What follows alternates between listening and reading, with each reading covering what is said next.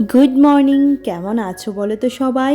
আশা করছি তোমরা সবাই ভালো আছো, আর আমরাও না বেশ ভালো আছি।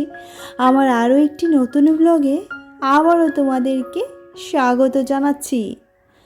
আর ঘড়িতে বাজে এখন সকাল 8:30, 8:45 হবে।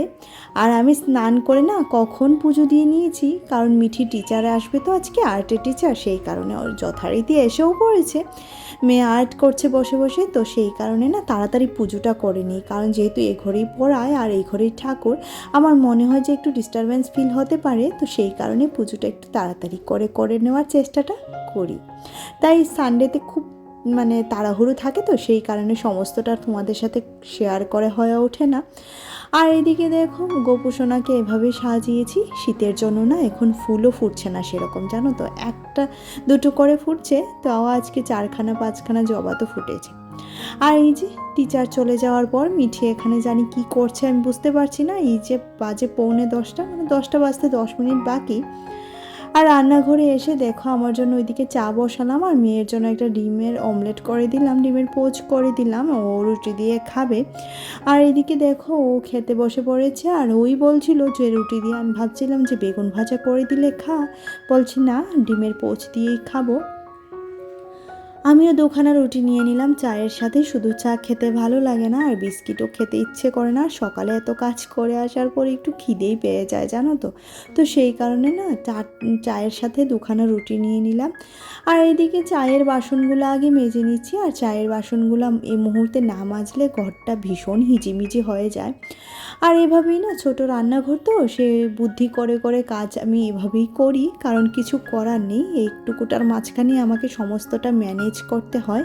সেই কারণে আমি যতটুকু সম্ভব নিজেকে একটুখানি মনে করো গুছিয়ে করার চেষ্টা করি। আর এভাবে গুছিয়ে কাজ করলে ঘরটাও বেশ গোছালো দেখায়, আর কাজেরও একটা তাল পাওয়া যায়, জানো তো। আর আজকে এই যে শুটকি মাছ ভাজছি দেখতে পাচ্ছো, এটা দিয়ে তোমার রান্না করব সবজি দিয়ে, ওই শিম মূলো আর বেগুন দিয়ে রান্না করব ধনেপাতা দিয়ে। এই শুটকি মাছের রেসিপিটা ভীষণই ভালো লাগে, যেহেতু মুখে স্বাদ নেই বলছিলাম, তো সেই কারণেই শুটকি মাছটা খেলে একটুখানি রুচি আসতে পারে। আর এদিকে দেখো সবজিটা দিয়ে দিলাম। পেঁয়াজটা ভাজার পর পেঁয়াজটা একদম ব্রাউন করে ভাজতে হবে, তারপর সবজিটা দিয়ে নুন হলুদ দিয়ে দিলাম, আর সাথে লঙ্কার গুঁড়ো একটু বেশি করেই দিচ্ছি, মিঠি খাবে না এটা, একটু ঝাল ঝাল করেই করছি।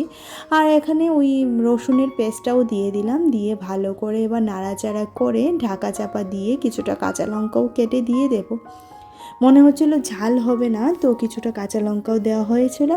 আর দেখো এদিকে সবজিটাতে একটুখানি মিক্সিটা ধুয়ে দিয়েছিলাম, তো সেই কারণে জল জল লাগছে, এবার জলটা টেনে আসলে তারপর শুটকি মাছটা দেব। আর এই যে 4খানা তোমার জিওল মাছের টুকরো ছিল, যেটা মিঠির জন্য রান্না করব, শুধুমাত্র খালি ঝোল করব পাতলা করে। তো সেই ঝোলটা খেতে ভীষণ ভালোবাসে, কারণ আজকে যে মাছটা রান্না করব সেটাও খেতে চায় না, ভীষণ তৈলাক্ত মাছ সে আবার খেতে পছন্দ করে না। তো 3খানা আছে, বর বাড়িতে নিয়ে এবেলা আমার একবেলা হয়ে যাবে 1 টুকরো, আর রাতে দুজনে 2 টুকরো খেয়ে নেব, হয়ে যাবে।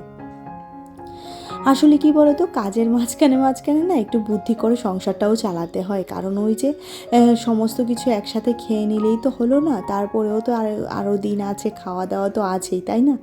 আর এখন কি বলতো, এখন লোকেদের হচ্ছে যে ওই আগে বলতো না খাওয়ার জন্যই আমরা বেঁচে থাকি, আর এখন হচ্ছে বাঁচার জন্য খাওয়া। আমার কাছে তো এটাই মনে হয়, একটু একটু খেয়ে কোনো রকম জীবনটা বাঁচানো, কারণ যা পরিমাণে সার ফার দেয় সবজিতে, যে আর কি বলবো, কোনো কিছু খেয়েই আর শান্তি পাওয়া যায় না।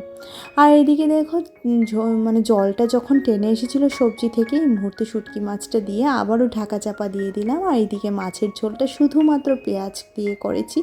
এই ঝোলটা মিঠি ভীষণ ভালোবাসে, আর ধনেপাতার গন্ধ তো ভীষণই ভালো লাগে। ছোট্টবেলায়ও না সেই রকমের মাছের ঝোল করে দিতাম, বেশ ভালোবাসতো খেতে। আমারও বেসিক্যালি তরকারিটা আমারও পছন্দের। আমার মাও আগে যখন স্কুলে যেতাম, তো তাড়াহুড়ো করে এই তরকারিটা বানিয়ে দিতেন, আর ভীষণ ভালো লাগতো, জানো তো। সেই দিনগুলি না আর কখনোই ফিরে আসবে না, যে দিনগুলি গেছে, তাই না। কিন্তু যাওয়া আমার ছোটোবেলাটা বা আমার ফেলে আসা দিনগুলি ভীষণই সুন্দর ছিল, তো সেই কারণে না মাঝে মধ্যে তোমাদের সাথে একটু আধটু করে শেয়ার করে ফেলি। আর শুটকি মাছের তরকারিটা নামানো হয়ে গেছে, এদিকে মাছের ঝোলটাও নামানো, ঝোল নয় এটা, একটুখানি শুকনো করেই করেছি, এটাও নামিয়ে নিলাম। এবার দেখো মাছের যে শুকনোটা কেমন হয়েছে, আর খেতেও ভীষণ ভালো হয়েছিল। টমেটোটা একটুখানি কেটে দিয়েছি, আজকে আর পেস্ট করে দিইনি। আর এটাই হচ্ছে আজকে আমাদের লাঞ্চ মেনু। আর মিঠির তরকারিটা তো দেখলে আলাদা করে আর দেখানোর কিছু নেই। তো শুটকি মাছের তরকারিটাও ভীষণ ভালো হয়েছিল। তো একই সাথে দেখো এবার ঘরদোর পরিষ্কার বালি মোছামুছির ব্যাপার এখন, আর তার সাথে আমার কমেন্ট পড়ার ব্যাপার, তাই না? তো এখানে আমার ডেলি লাইফ কুকিংয়ের দিদিভাই বলছিল, সুতপা তুমি পলতা পাতা বা তেতো খাও, রুচি আসবে, ঝাল ঝাল করে মাছ রান্নাটা খুব সুন্দর করলে। অসংখ্য ধন্যবাদ দিদিভাই, তোমরা যে আমাকে এতটা ভালোবাসো। আর অবশ্যই হ্যাঁ, রুচি আসে কিন্তু তেতো খেলে, সেটা অবশ্যই জানি। তো বরকে বলবো একটুখানি উচ্ছে আনতে, জানো তো উচ্ছে আমার ভীষণ পছন্দের, আমার মেয়েটাও ভীষণ ভালোবাসে উচ্ছে খেতে। আর তার সাথে আবারও একবার ধন্যবাদ যে তোমরা আমাকে নিজের মনে করো তার জন্য। আর মৈত্রী দিদিভাই বলছিল সুন্দর ভিডিও, ভালো থেকো। অসংখ্য ধন্যবাদ দিদিভাই, তুমিও ভালো থেকো। গোপসোনার কাছে প্রার্থনা করি আমার পরিবারের প্রত্যেকেই যাতে ভালো থাকে, সুস্থ থাকে। আর মনের ঘরে টুম্পার সাথে দিদিভাই বলছিল টাইটেলটা দেখে মন ছুঁয়ে গেল, তাই আজ এটুকুই, কথাটা একদম ঠিক। অসংখ্য ধন্যবাদ দিদিভাই, সত্যি গো, আমাদের না হাউস ওয়াইফদের কেউ সেরকম পাত্তা দেয় না, জানো তো। মনে হয় যে আমরা হয়তো বা একটা জড় পদার্থ, আসলে কিন্তু তা নয়। আমরা যখনই বিছানাতে পড়বো ঠিক তখনই আমাদের মূল্যবোধটা বোঝা যায়। রুম্পা দিদিভাই বলছিল খুব সুন্দর হয়েছে, আমাদের কেউ বোঝে না। একদম সত্যি গো দিদিভাই, এটা একদম সত্যি কথা। আর এদিকে মিউজিক লাভার্স RE7HH ও বলছিল দিদিভাই তোমার ভিডিও আমি এই প্রথম দেখলাম, খুব ভালো লাগলো দিদি। আমার তোমার ছোট্ট একটা সাবস্ক্রাইবার, আশা করি আমার নামটা নিবে, আমি বাংলাদেশ থেকে বলছি। অসংখ্য ধন্যবাদ বোন, না ভাই আমি জানি না, তোমার অসংখ্য ধন্যবাদ তোমাকে। আর এই যে তোমার নামটা নিয়ে নিলাম, আর যদি ভিডিওটা দেখো তাহলে আরও একটা কমেন্ট করে দিও। মায়া দিদিভাই বলছিল লাইক দিয়ে ভিডিওটা দেখলাম, অনেক ভালো লাগলো বোন। অসংখ্য ধন্যবাদ দিদিভাই, আমি জানি তোমরা আমার পাশে আছো। তারপর শ্রেয়াসেন মোমের শ্রাবন্তী বলছিল এই চিংড়ি দিয়ে যা রান্না করবে তাই ভারী সুন্দর হয় খেতে আর দেখতে। আর অন্য যে মাছটা, যদিও আমি কখনো খাইনি, ওটা ঝাল ছাড়িয়ে সর্ষে দিয়ে ঝাল করলে বেশি নাকি টেস্টি হয়, ট্রাই করতে পারো। এইটুকু মাছের ঝাল কীভাবে ছাড়াবো বলো গো, তবে এমনিতেই মাছটা ভীষণ টেস্টি ছিল। আর আমি কখনো ছাল ছাড়িয়ে খাইনি, এটা আর একটু বড় হলে ছাল ছাড়ানো যেত। আর এদিকে দেখো তোমাদের সাথে কথা বলতে বলতে কিন্তু আমি এই ঘরের সমস্ত কাজও করে নিয়েছি। আর দেখো এই যে মিঠি কখন তার টিচার গেছে সেগুলো জায়গাতে রাখতে ভুলে গেছে। আসলে বাচ্চা তো কত আর করবে, এই তো। কিন্তু তারপরেও নিজের কাজ নিজে করাটা কিন্তু দরকার, তাই না? কিন্তু সে আর তো বোঝে না। তো সেই কারণে দেখো এদিকে এবার আমি এগুলি সরিয়ে রাখলাম। আর দেখো সমস্ত বিছানাটা খুব সুন্দর টান টান করে নিচ্ছি, যদিও বা এটা বেশিক্ষণ সময়ের জন্য নয়, মিঠি এই মুহূর্তে আবার নষ্ট করে ফেলবে। তারপর এদিকে ঘরটা মুছে নিচ্ছি। আজকে কি হয়েছে বলো তো, আজকে ওই মানে সকালে ঘর মোছাটা হয়নি, তাই একটুখানি দুপুর করেই ঘরটা মুছে নিচ্ছি। ভালোই হলো, একেবারে বিকেলে ঘর ঝাড়ু দেওয়ার ঝামেলাটাও আর রইলো না, কারণ এই মুহূর্তে ঘরটা মুছে নিলে ঘরটা বেশ ফ্রেশই থাকবে। তো ঘরটা মুছে দেখো এবার ওই দিকের ঘরটা, মানে আমি সামনের ঘরটাও মুছে নেব। আর মিঠি সোনা বসে টিভি দেখছে, স্নান ধান তার সমস্ত কিছু কমপ্লিট হয়ে গেছে। যেহেতু এখন আর পড়াশোনা নেই, তো সমস্ত কাজের জন্য না ওকে আর মানে জোর করতে হয় না, দেখি নিজে নিজেই টুকটুক করে সমস্ত কিছু করে নেয়। আর আমার হাতে হাতেও অনেকটাই হেল্প করে দেয়, জানো তো। এই যেমন দুপুরের পুজো দেওয়া বা একটুখানি জিনিসপত্র অগোছালো হলে গুছিয়ে রাখা, ওই মন মর্জি মতো করে আর কি। বাচ্চারা তো আর সেরকম করে পারে না, যতটুকু পারে ঠিক ততটুকুটাই করে।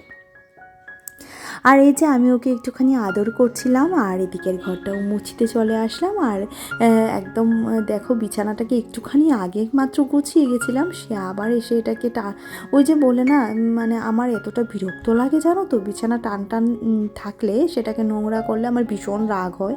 কিন্তু কি করব, বাচ্চাকে তো আর কিছু বলাও যায় না, যেহেতু কোথাও যায় না, সে ঘরেই থাকে।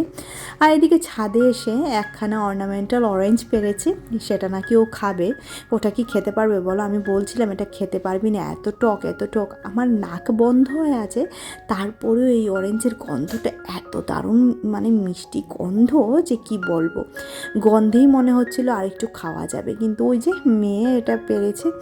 আর এত টক ওরে বাপরে বাপ।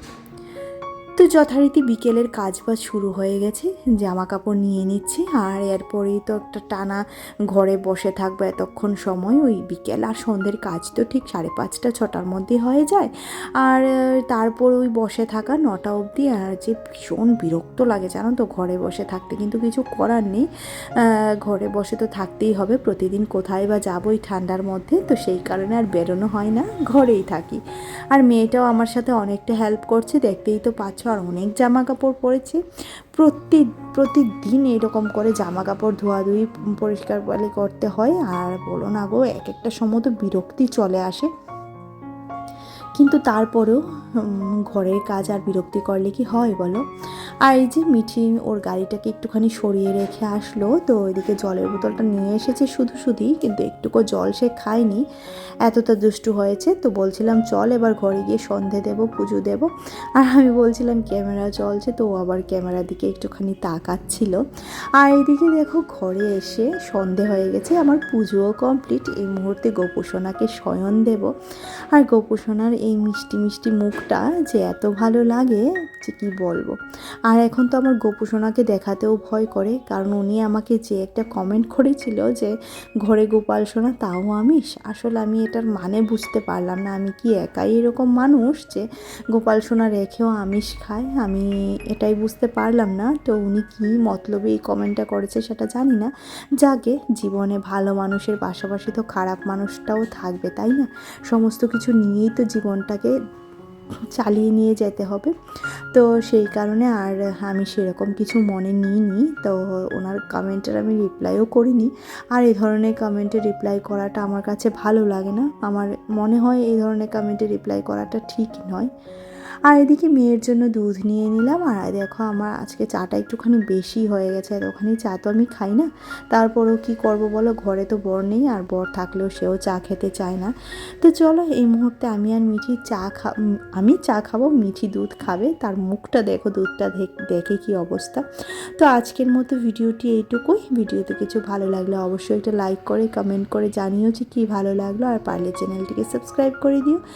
যারা কাজটি করে রেখেছে তাদেরকে অসংখ্য ধন্যবাদ। টাটা।